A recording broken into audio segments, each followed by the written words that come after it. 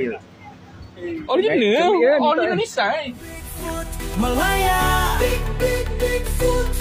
Malaya, bersama kita bangkit suara.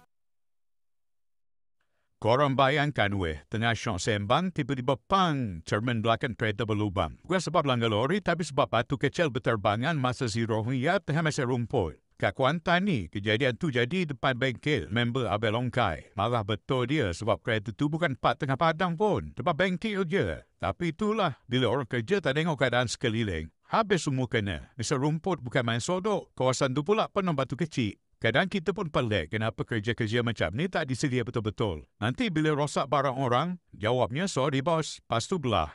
Bukan soal bangsa pun, tapi soal akal dan tanggungjawab, bro. Jangan sampai rakyat tempatan yang terpaksa tanggung semua akibat.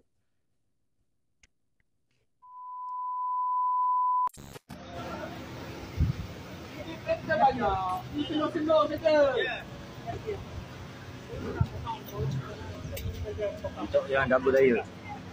Original, original Nissan.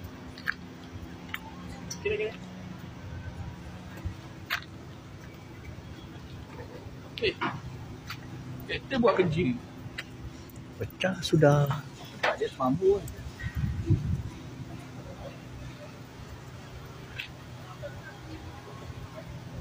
Tu kena original Nissan apa?